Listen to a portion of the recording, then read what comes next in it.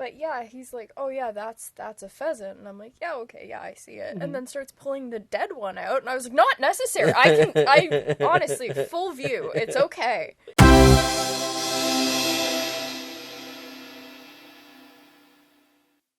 Check 1 2, check 1 2, bitch. That's the start of a Tupac song. Boats and hoes. Yeah, boats and hoes. Hoes and boats. It's a great intro. Prestige worldwide. What is that from? Step Brothers. I think I'm going to use that as the intro to the podcast. Just so you know. So welcome back to the viewers and listeners of the Untitled podcast. I think at this point we've settled that we are calling this the currently Untitled podcast, which was Jessie's brilliant idea, and I really like it, actually. Just came to me. It just came to her like an epiphany.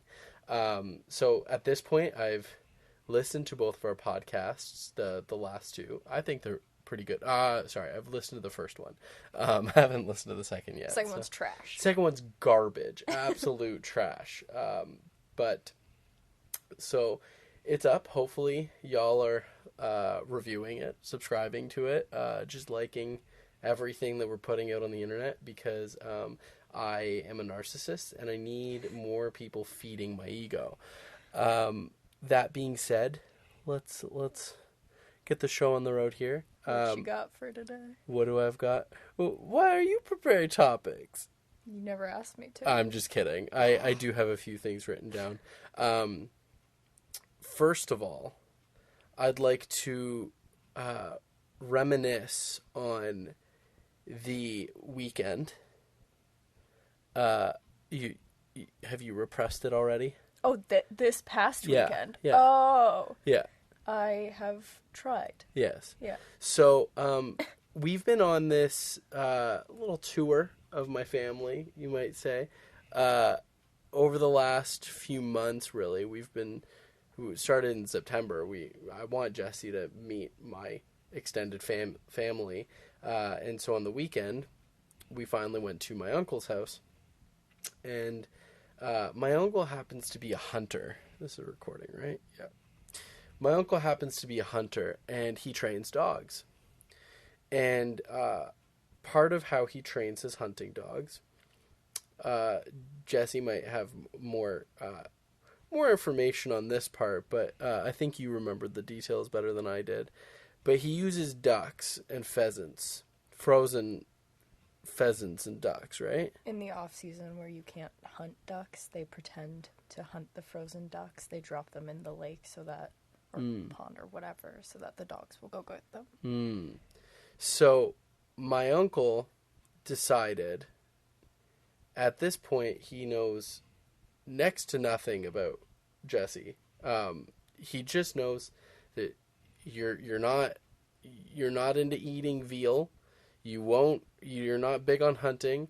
You wouldn't eat bear, things like that. And then his brilliant idea is to he just gets up from the table. I think my first mistake was trying to make a good impression. Next time I wouldn't do that. Right. One second, I'm just going to twist this so I can monitor it. Yeah, so my uncle just casually gets up from the table. I didn't think anything of it. No. And he walks into his freezer room. He comes back out and puts a bag on Jessie's lap. And there was a split second where neither of us knew what was in there. No, it just felt cold. And then the panic struck. He placed a frozen duck on her lap. And then he pulls it out of the bag. And didn't he put it back on your lap? It was like, no, he pulled it out and then put it back in the bag. Oh, okay. But probably the most memorable thing in my life. Yeah. From now on. Yeah. Will be that moment. Yeah. I can't even look at dead animals on the road. Well, it's funny too because, I would say I'm a pretty supportive boyfriend overall, right? Yes. I'm a decent, semi-decent boyfriend. And knowing you and knowing how you feel about animals, I knew you wouldn't have liked it. Yet for some reason, my first instinct wasn't to help you. It was to start taking pictures. Live pictures. So yeah, I didn't realize that my phone was set to live. And I've got live video of Jessie freaking out about these. Your mom looked the most concerned out of anyone. I think it's because she could see the tears coming out of my one eye. Well, my cousin was yelling, like, Wally, take it off. And I don't know why. I froze and I wasn't helping. I was just taking photos. But now when I look back at those live photos, the photos themselves, you don't look that scared. But it's watching the live version that actually tugs on my heart a little bit. And I'm like, oh, that was such a bad boyfriend move. I mean, looking back, it was funny. Yeah, I okay. laughed. Okay. I laughed. I don't want to experience that again. Next time, help me. Sure. But I'm okay. Yeah, we'll make We'll a deal. make it through.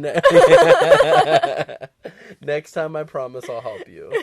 Hopefully, there's no next time. I really hope so. I'm surprised he didn't send us home with any meat. Because he sent my sister home with... What did he send her home with? Deer? Yeah, deer. Now, not saying I'm dying for deer, because I'm very content with... He offered us his last steak. He did. He did offer us steak. Is it legal to eat? I don't know. I try to stick to the regular shit. So just in case, I might censor out what animal we're discussing. But yeah, that was quite the memorable experience. I tried to be as prepared as I could. I did warn you. And I saw the dead stuffed pheasant in the corner. Mm-hmm. Does he have a deer too? He used to. Not that I saw. Okay, so he used to have a deer mounted on his wall. But yeah, he's like, "Oh yeah, that's a pheasant," and I'm like, "Yeah, okay, yeah, I see it." Mm-hmm. And then starts pulling the dead one out, and I was like, "Not necessary. I honestly, full view. It's okay." See, I didn't realize until just a couple of years ago that the pheasant on the wall was real. I thought it was fake. I definitely thought it was a decoration because it didn't look real to me. I'd never seen a pheasant. Well, it technically is a decoration. Right. But I had never seen a pheasant in real life, so I didn't even think it was a real fucking bird. I thought it was like a... It sounds made up. Right? Like Phoenix. Yeah. It sounds like a Pokemon. Which there is a Pokemon based on a pheasant called Unpheasant, and he's ugly and he's supposed to be like unpleasant. Yeah. They have strange ideas for Pokemon. They do. They've got a literal pile of garbage as a Pokemon. I like the milk one. Milk. Oh, yeah. There is a milk one, and then he turns into whipped cream. Yeah, someone must have sincerely dropped acid before designing some of those characters. Oh, yeah. I find it funny that you somehow managed to forget about the raccoon that charged at you the other day. Forgive and forget, no? So the other day, it was like the craziest 15 minutes because we're leaving my house. It's probably like 1 a.m? Yeah, it was late. And we're leaving my house and I'm trying to drive Jessie home. And I see from a tree, to preface this, I was walking towards my car and I saw this strange truck parked in front of my house. And normally there's no truck there, so I thought, who would be parking here this late? And the windows were tinted, so I couldn't see if anyone was in there. So I'm kind of freaking out. Like, this all black truck is just sitting there. Couldn't tell if anyone was in there, but I'm glad that I was looking because I see a raccoon dart down the tree in front of the truck. This big honker of a raccoon darts down the tree and starts gunning it for Jessie. Just fucking charging at her. And you've got the door open and I'm yelling, babe, babe, babe, babe, babe. But I couldn't get the word out, raccoon, so I locked my car so the lights would flash at it and it just scared it and it darted off. But I'm like, what could you have done to piss this thing off? I think it knew that I wanted to be its mother. And it was happy. It didn't look happy. It looked almost like it had its ears back. I don't know how you didn't see it. You said it was like, what, 4 feet away from me by the time Yeah. you scared it? Yeah. It scared me. I didn't see it. I heard something. And then when you started to try to alert me, I thought it was a skunk. Oh. Because that's happened before. Yeah, that has happened. But of course I'm not thinking that a skunk is running at me. I just assume there's one around. So I'm like, okay, get in the car quickly. Yeah. The amount of times I've had to scare skunks away from my front door before I can leave the house at night by, like, locking my car is absurd. We get so many of them in this area. Apparently, our city, or the cities in this area, have been getting such a bad problem with skunks. Yeah. It's probably all the construction in our area. But then, you know, you and I are driving to get you home, and then 2 skunks run in front of the car. Thankfully, I didn't hit them. And then as we're driving home, we are almost like fucking run off the road by that ugly Ford Ranger who's taking turns so tight that his tires are barely hugging the ground. And then from there, the 2 cops parked at the plaza by your house didn't seem to notice him. Yeah. But then I'm thinking, oh, 2 cops. I hope he gets pulled over.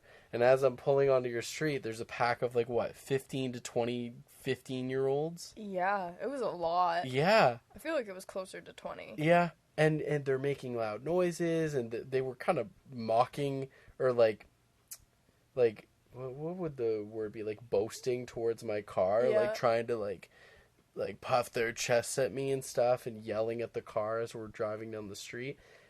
The whole time I'm thinking, I hope those motherfuckers get pulled over. I really, really hope. And right as you got out of the car, they got stopped by the cops. I was so happy to see that. So satisfying. Yeah, it was so satisfying. That was just a weird night. Well, yeah, and then on my drive home, the car behind me got pulled over. Yeah. Well, at least it wasn't you. Yeah, at first, I was like, do I stop? I can't tell if this cop's coming for me. I'm at my left turn anyway. I made the left. I'm like, the cop can come after me if he wants. At that point, I'll just tell him I'm confused. But it's funny. I've never been pulled over in our area. I've only ever been pulled over in Oakville, one city over. And it's never been a good experience. But I don't quite understand why it is so pleasant. Yeah. That being said, my experience in was ridiculous. This one time I was driving my mom's old car, and it's technically a highway. I'm on this highway, driving speed limit, driving through our hometown. This car was just fixed because I had just gotten into an accident in it about a month or 2 prior. And the car wasn't really being driven yet. So this is one of the first times it's back on the road. I'm driving, going speed limit. I notice this cop's behind me, and then she's next to me, and then behind me, and then she's next to me. And this goes on for about 15 minutes. Like I'm driving into the next city over. I'm really confused why it keeps happening. And eventually my right headlight goes out. And I think it just, I had my dad look at it the next day. It wasn't in properly, like the bulb wasn't screwed in or something, or wires were loose, something like that. It was an easy fix. But I pulled onto my friend's street after cops going back and forth. And the lights go up for the cop car. I'm like, what is going on? I really didn't do anything wrong. The light just went out. Cop comes over to me. She has me roll down my window. I give her the license and registration. I accidentally handed her an expired insurance slip because my parents just kept them all in the car. So I accidentally handed her the wrong one. I'm rummaging through to find the right one. At one point, she's like, I don't even want to see it. So I finally give her the right one. And she keeps accusing me of having stolen the car. She keeps saying, whose car is this? Does your mom know you have it? Blah, blah, blah. I kept telling her, yes, you want me to call her? Yes, you want me to call her? No. But are you sure you didn't steal it? Are you sure you didn't steal it? I kept saying, yes, I didn't steal this car. So she's got the insurance slip in her hand. After I handed her the expired one, she goes, well, how do I know this is real? This expires this year. This could be inaccurate. I'm like, well, all insurance expires within the year. You get a new slip usually, or maybe you don't. Now I'm blanking. Maybe you do. I think you do. Anyway, she's accusing me of lying. She keeps saying I'm not going anywhere because of the headlight, blah, blah, blah. Keeps accusing me of stealing the car. And finally, I'm like, she's making me really nervous. And I'm 19 or 20. This is my first time being interrogated by a cop when I'm by myself. And I had no idea what to do. So I said to the officer, I'm like, officer, can I be honest with you? She pops the button on her gun. She say what you need to say. I'm like, okay. I was about to say, you're making me really nervous. Can I please get out of the car? This was one of my earliest experiences of a panic attack in adult life. Hadn't had one since I was a kid. I was like, you're making me really nervous. I start to hyperventilate a little bit. The car's suddenly feeling super small. She lets me out of the car, but has me spread on the hood. And I'm like, but I didn't do anything. She's like, well, I can't prove that yet. So eventually, she's calling the insurance company to make sure that the insurance is valid. And I was like, officer, you're not going to get a hold of them. It's 10:30 at night. No one's going to be there. So she finally says, you know what, go home. I'm going to give you a ticket for the expired plates. I'm like, it's not even my car. She was like, doesn't matter. I'm giving you tickets for the expired plates. Go home. I was like, okay, well, I'm just going to go to a buddy's house now, and then I'm going to head home soon. She was, no, go home. Go home or I'm going to ticket you for the headlight too. I'm like, what is wrong? Like, what did I do wrong? She goes, just go home or I'll take you for the headlight now. Don't know how she can do that when she literally watched it go out. Right. Like, what were you supposed to do? Exactly. At one point, she was telling me if I can't get a hold of the insurance company, you're towing this car home. She was, I'm not legally letting you drive this car. Sounds like she was having a very bad day. Yeah, so I took the ticket. I always do this with any ticket I get. I fight it just to see about getting it reduced. So I submit it to court. And then what I usually would do, I've only had a few tickets, but what I usually would do is when I get the original court date, I then adjourn it because the cop is less likely to show up to the appointment. So I get the court date. I'm like, oh, okay. In about a week or two, I'll go adjourn it. It's for like 3 months away. Well, I get a letter in the mail from the city saying the cop wants to adjourn it because she's on vacation that week and she really wants to be there. I'm like, are you kidding me? This cop wants to nail me for this $110 that bad.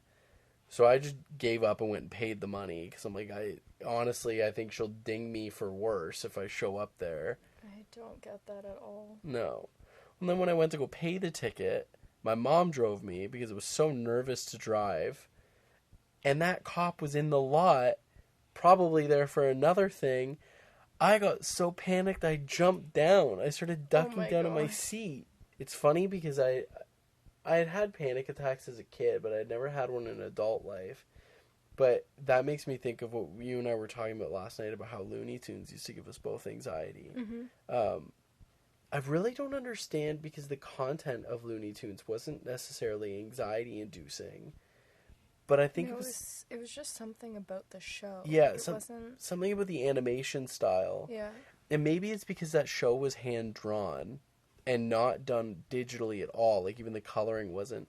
So maybe we were noticing, like, slight variances between frames. Yeah, that's possible. And that could have been just sort of triggering. Almost, I would liken it to almost like a strobe light when you think about it. Because TV is usually 24 frames a second.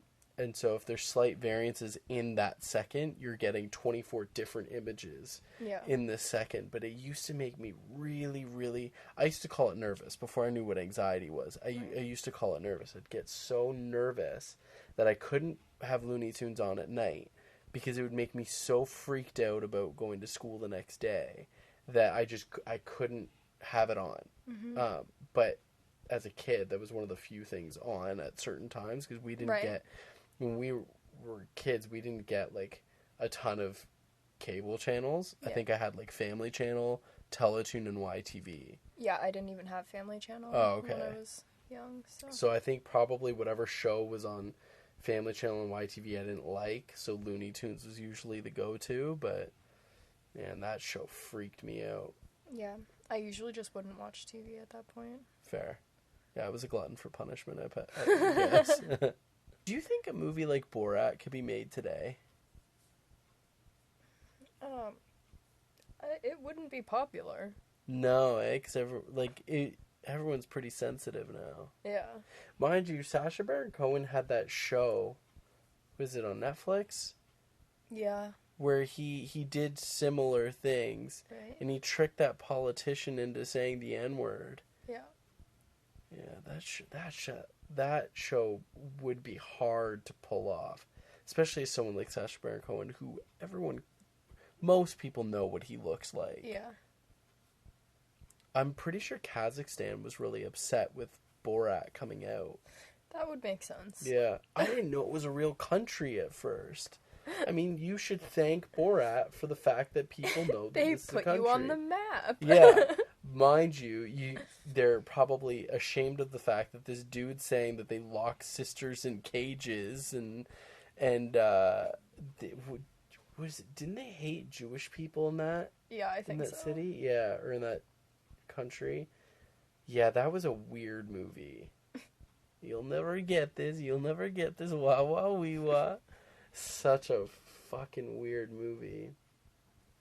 Do you remember the naked fight scene too? How he had that censor bar like down to his knees? And then he goes home with Isla Fisher. How is that even possible? They seem like such an odd couple to me. Absolutely. Do you think he ever like goes to bed in character? I hope so. Me too. Like just him as Borat. Yeah. Oh man, you'll get this. She can have sex with a different person every day. Yeah, absolutely. Do you think when he was Bruno, they just didn't have sex? Or they were just doing some really kinky shit. Yeah. He makes her dress as a man. Yeah, he's an interesting guy. I remember reading that he was supposed to play Freddie Mercury in a movie years ago. Oh. But he had an issue with the direction the band wanted to go in with the movie. Like, I think it was like they wanted Freddie Mercury to die halfway through the movie, and then the rest of the movie would be about how Queen continued without him. And Sacha Baron Cohen had said that he wanted it to be more about Freddie if he were to do it. This could all be hearsay, but this is something that I'd read on the internet. I think Sacha Baron Cohen looks way more like Freddie Mercury than what's his name? Who played him? Oh my gosh. Like on the tip of my tongue. I don't. Rami Malek. That's it. I don't know why I wanted to say Oscar Isaac, and I knew that was wrong. Do you think I resemble Oscar Isaac? Isaac? Can you pull up a picture? Can you do it? Because my phone's recording. Because I've been told that I do. And I'm curious what my lovely and talented girlfriend thinks. He's Guatemalan. Oh, is he really? Yeah. Oh, I had no idea. He's very racially ambiguous. No. No? No. Here, let me see. Yeah, I think we could be related, but he's got a much more defined jawline than I do. The only thing I see in common is, like, hair and skin tone. Oh, man, he's got a nice nose, too. Jeez, I'm so jealous of him. This is a beautiful man. I hope I meet him one day and I can say to him, you know, I think you're beautiful. My girlfriend said, You know, I'm a little worried that if you do get into acting, Yeah. and you meet all these actors, you might leave me for them. No. Oh, you mean guy actors? Yeah. Oh my gosh. Yeah, because you always get so upset with me for not finding them attractive. You find no one attractive. Would you- It's so weird. Be honest. Would you choose me over Johnny Depp? Yes, I'd choose you over Johnny Depp. I'm straight.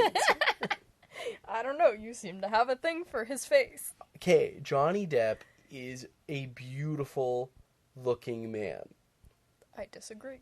Well, you also find me attractive, so clearly your point of view is just wrong. Take that back. No. For the audio-only listeners, Jessie's giving me a very dirty look right now. Well, yeah, but you don't find, like, anyone attractive. But I'm kind of glad that you don't, because the few times that you've said you do, I do get a little jealous. Then why do you keep asking? I don't know. I feel like it's validation for me when you, like... When I say no. No, when you say yes, it makes me think, okay, well, I'm clearly not crazy for thinking this person's beautiful. But I mean, we've had the discussion of, like, Ryan Reynolds versus Ryan Gosling and whatnot. So, like, I think we're on the same page there, right? Yeah. Yeah. Ryan Reynolds. Yeah. Yeah. But, like, Ryan Reynolds is also, I was going to say he's Canadian, so, like, we're doing our country favorite, so is Gosling. You know, I just think Ryan Reynolds is funny, so I feel like he'd be cool to hang out with. Right. I feel like I don't really know what it would be like to be around Ryan I haven't Gosling. seen enough of Ryan Gosling in interviews or anything to know if he's funny. Yeah. But did you know what was the boy band Justin Timberlake was in? But NSYNC? Yeah. Ryan Gosling was almost in NSYNC. Wait. Was he in NSYNC? Yes. Okay. Ryan Gosling was almost in NSYNC. They were in, what was it, Mickey Mouse Club? Is that a show? Yeah. They were in that together. Oh, okay. And Ryan Gosling was offered to be in it, and he said no. And then once they popped off, he was like, yo, can I come back? Again, read this on the internet. Good old days when Justin Timberlake had his ramen hair. Yes. Oh, his hair looked delicious. Again, though, this is hearsay. It's what I read on the internet, so it could be total BS, but just feeding everyone false information. Right, absolutely. I think everyone should take everything I say at full value and just believe me 100% of the time. Yeah. Did you know that Ryan Gosling's mom teaches at a high school in our city? Mm-hmm. Well, taught, because that school closed down, but yeah. Yeah. That's crazy. Yeah. Can you imagine having Mrs. Gosling as your teacher? It'd be impossible to focus. I just don't really get it, like, excited about that stuff, though. No? No. It's like, yeah, your son has a really cool job, and he's talented, but, like, he's still a person. I don't know. I just don't care that much. See, for me, I think I want to be like him. So I think I get excited knowing that it's a tangible person. Yeah. So I would rather be a vegetable than act, so. Well, let's pray that you're never a vegetable either. But even like Rick Campanelli, the old host he was on Much Music before, and then he was on ET. Mm-hmm. I don't know what he's on now.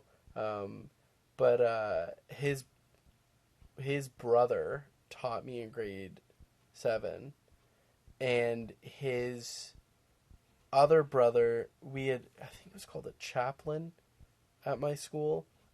I don't really know what he did. It's something to do with Catholic school, but anyway, his two brothers, like, I interacted with, and they look nothing like him. Mm-hmm. They look alike, but not like him. And it was definitely something that when I started in school, it was like a bigger deal, because it's like, oh my gosh, that's Rick Campanelli's brothers. But I think it was a bigger deal when Rick Campanelli was a VJ at Much Music, and when my sister was in school. It was more of a thing. Yeah. But when I was in school, it was definitely still popular. And I think for me it was exciting because it meant the celebrity was a tangible person. And it was just knowing that it's achievable, because here's this guy from little southern Ontario, and he's on TV. Yeah, makes sense. Yeah. But that's like most of the Much Music VJs all went on to do something else. Like Leah Miller, that was her name, right? She's married to City and Colour. Oh. She was on America's Best Dance Crew, or Canada's Best Dance Crew. Do you remember when that was a show? Oh no! So You Think You Can Dance Canada? Oh. Yeah. I've never watched it. Oh, did you ever watch America's Best Dance Crew? No. Oh, that was such a good show. Such a good show. Lil Mama was one of the hosts, or one of the judges. JC Chazet was one of the judges. NSYNC, one of the guys from NSYNC. Oh, okay. And I think his name was Jordan Sparks. He was a choreographer. He That's was a actually girl's name. Oh, so maybe I'm wrong. Something Sparks, but he was arrested, I think, while the show was still on, for child pornography, maybe? Something really, really fucked up. Oh. And then who's that one judge and producer from American Idol, Randy Jackson? Is that his name? Yeah, so he was on it too, I think. I don't remember who the host was, but that show was great. Have you heard of the Jabberwockies? Yeah, I've seen them. So they won that show. They barely made it through World of Dance. I think they were cut in like the second or third round. Oh, really? Oh, wow. What's crazy about that crew, though, is they're so large. There's so many of them. And my issue with it is, because they're all wearing these masks, none of them, and this is more of like a marketing perspective, none of them have an opportunity to build their own brands. Yeah. So there's no like longevity in being a Jabberwocky in terms of making money outside of whatever you'll make as one. Yeah. But there's other dance crews that you see them and you get to be like almost like a micro celebrity. I remember there was one crew on that show, I think I talked to you about it recently, where they had a guy on the crew and he was deaf, and he got his timing from the vibrations of the floor of his crewmates. Yeah, it's cool. That's wild. Mm-hmm. Yeah, that's crazy. So, a couple days ago, I saw a TikTok where this white guy replaced a photo of him in his house with an Asian guy, and seeing how long it would take his parents to notice. So I thought to do the same thing, except my mom hates Peppa Pig. So I replaced a photo of me with Peppa Pig, and she didn't notice the first day. So I replaced another photo in the house with the same photo of Peppa Pig, and again she didn't notice. So I'm thinking, score. But you and I had talked about it. If someone's going to out me, it's going to be my sister's kids. Yeah. And sure enough... Well, I feel like the issue is they know who Peppa Pig is. And it's a vibrant That's the thing, too. Yeah, thing. like if you had just replaced your face with Peppa's... Yeah. Then it might have blended in better that they wouldn't have noticed. Right. But Yeah, so... oddly enough, my sister's youngest was yelling, Elmo, Elmo. Mom was worse, Elmo. Eventually, she saw Peppa Pig. But I think what I'm going to do from now on is find random photos and Photoshop something into it. Yeah. Like replacing me with an actor or something. And I think that'd be really funny because my family might not notice, but it would be great for people to come over and be like, why do they have a picture of The Rock? Yeah. Like, just chilling with their family. Yeah, that would be funny. Yeah. We should start doing it to your house, too. Yeah, well, no kids come in my house, so I don't think anyone's going to notice. Yeah, but your mom likes photos, so she might notice that things have been She likes shifted. them. I don't know how often she looks at them, you know. Be really funny if she had some friends over and they're like, oh, For her next book club meeting. Yeah. Change Jessie's all the face is pictures. replaced in all these photos. Why do you have a photo of Selena Gomez on your kitchen? Oh no, wall? I'm gonna make it way worse than that. Who? I don't know, like Danny DeVito or something. Yes, I would love it. I'll help you Photoshop Danny DeVito into all of your family photos. I would love that. Get a baby photo of you and switch your face with Danny DeVito's. Yes. It'd be funny, too, if any of the photos of your cat in the house, because your mom and sister love the cat so much, if we replaced photos of your cat with another cat. Just some random cat. I mean, honestly, they'd probably still enjoy it. I don't even know if they'd notice. I could give them photos of any cat and they would be extremely happy. It's like you with rats. Yeah. Yeah. You're the only person I know that has a calendar dedicated to rats. They're hard to find. I bet. I bet you're in a really niche market. Oh, man. You're easy to please, though, because anything that I think, oh, that's a little weird, Jessie will love that. Yeah, pretty much. Yeah. Well, it keeps me interested. Keeps it. Yeah, Never know what you're gonna get. That's the wrong phrasing. Yeah, I never know what I'm gonna get, so it keeps me on my toes, which is nice. Mm-hmm. I'm never gonna get bored. No. 80 years of being on my toes. Learning all my interests. Yeah. Being terrified. Not terrified, just slightly concerned. Hey, I know how to pretend to be interested in the stuff you're interested in. I've done it before. Isn't that reassuring? Can't wait for our life of pretending. Well, usually it's the woman faking things, so I'm glad that we're really breaching gender norms. Mm. You know what I will say in talking about that, and this is like hands down one of the most embarrassing things ever, is the fact that I didn't know that men could get orgasms. Because I've told you this story, right?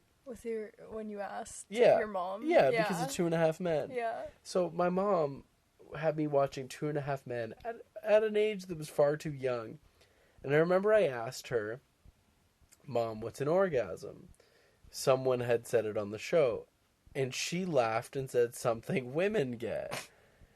For my whole fucking life, I didn't know that men got orgasms. I remember I was at a Question though, what did you think was happening? Let's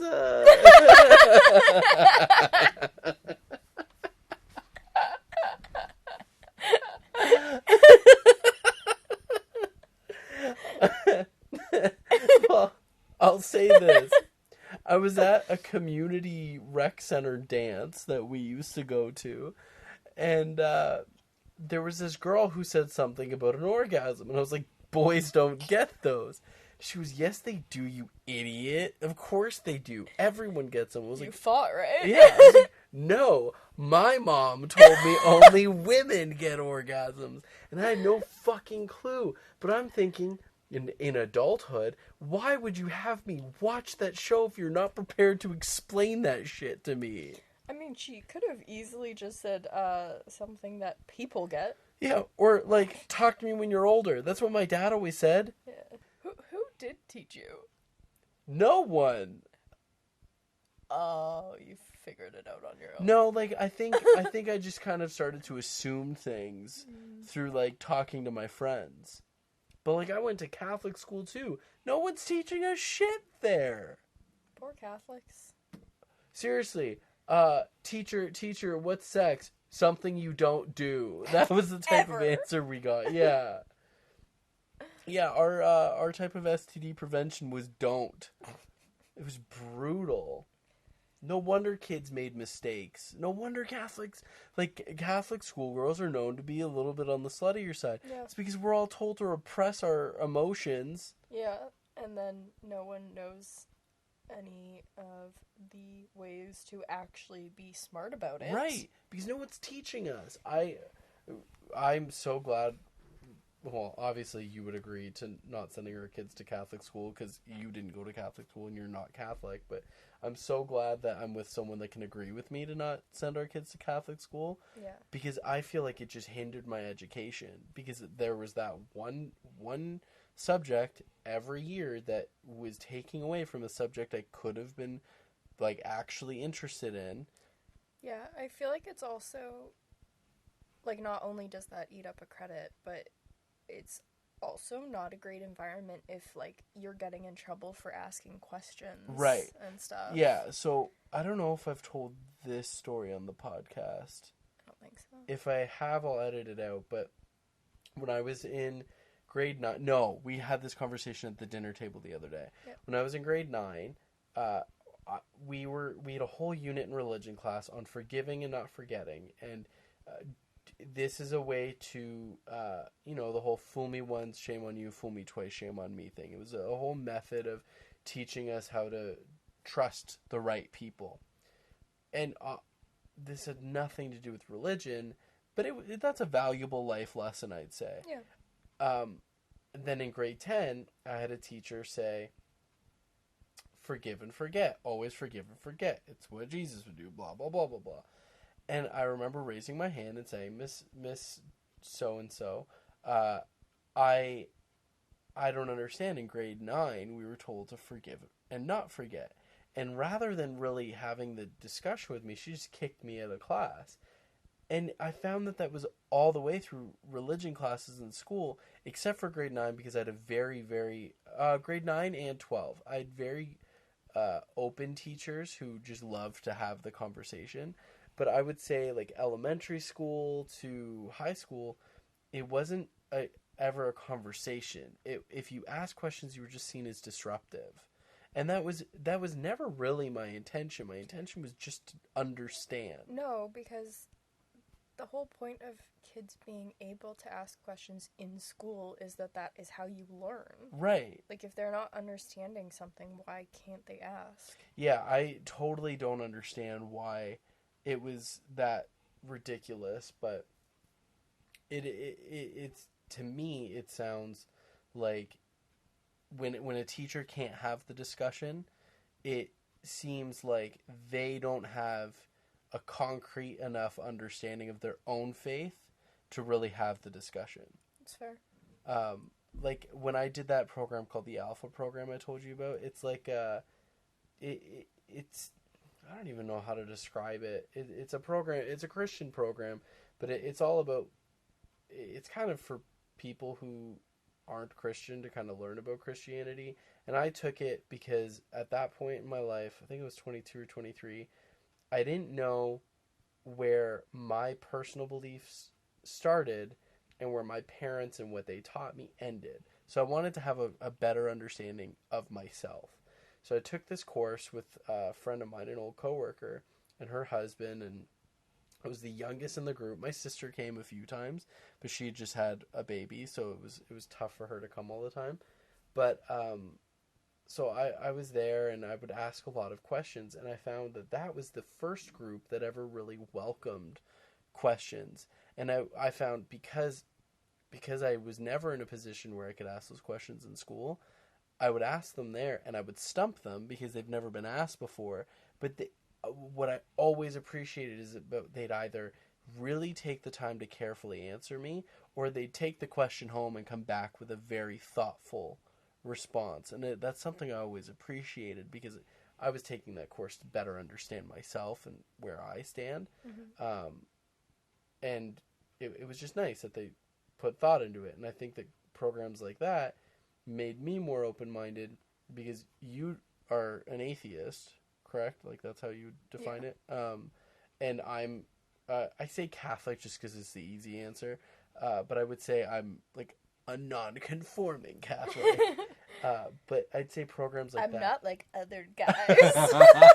I'm not like other Catholics. I would say that it's programs like that kind of gave me the like flexibility, I guess, in like not being so, I guess it's an ego thing, not being so egotistical and also insecure about my faith that I can be in a relationship with someone who doesn't have the same opinions, and that's not going to affect how I feel. Right. You know what I mean? Because I think a lot of people would just rule it out because they're like, oh, internally I think it's an insecurity thing. Like they're afraid of being converted. Yeah. Were you afraid of me converting you? Or trying to? No, but to be honest, I feel like because we had, like, our friendship before, I knew what kind of person you were, and I would have never expected that anyway, so it's not something I worried about. Oh, okay.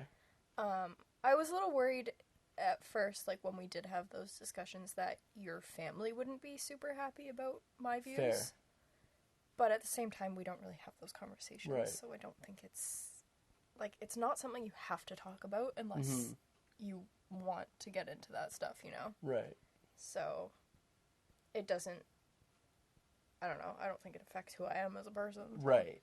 And I've had the conversation with my mom. It doesn't bother her that you're different because she views it as who you love is who you love. And you and I have had that discussion too. Like, in the most ideal world, you and your partner are gonna completely agree on everything, blah, blah, blah. But at the same time, if there's no differences, how do you have a conversation if you're just agreeing with each other with everything? No, and that's one thing that I really like about our differences is I've learned a lot from you. And even if I don't see things exactly the same way, I have always been open to your perspective, and I like hearing how other people view the world. Right. And I feel like we've been able to kind of have those conversations without any judgment. Right. What I've always appreciated about you too is when we do have those conversations about my faith, when you ask me a question, there's never any judgment or antagonizing in the question, and you ask really thoughtful questions that sometimes they do stump me, but then you just let me explain it. And there are times where I end up having to go on a tangent just to make my point, but you let me talk about it, and you ask. The questions are never pointed. Yeah, I mean, I feel like a lot of the times when people have, like, those kind of debates about different religions and that kind of stuff, I feel like they're not trying to hear what the other person thinks. They're trying to get their point across. Right. So when the other person is talking, they're not really taking in what they're saying. When I ask you a question, I genuinely want to know what you have to say about it, you know? I'm not like, asking you something so that I can shut it down or give you my opinion on it, because that's not what I'm looking for, you know? Yeah, I've always really appreciated how you ask questions and what you're asking, because it's always a really thoughtful question. It's never to try and sway my thinking or anything, and it's never really to sway yours either. It's the most innocent of questions, because it's just to learn my perspective. And you've taught me a lot too. You've definitely taught me more outside of that. You've definitely taught me more of like you've taught me more empathy, and you've helped me grow in that regard and helped like flourish in that side of me. I don't really know if I'm even making sense right now, but you've really provided a lot of growth there, because that's something that you appreciate, so you appreciate that in me, so you've nurtured that side of me more, which I think ultimately has made me a better person. So thank you. You're welcome. Yeah. You've made me a better boyfriend. I think it's time, because I'm gonna chop this up, because we had quite the lull. Yeah. But thank you to our audio listeners and our YouTube viewers. Hopefully you are seeing this. Our first podcast is under review right now, so hopefully, fingers crossed, it goes up.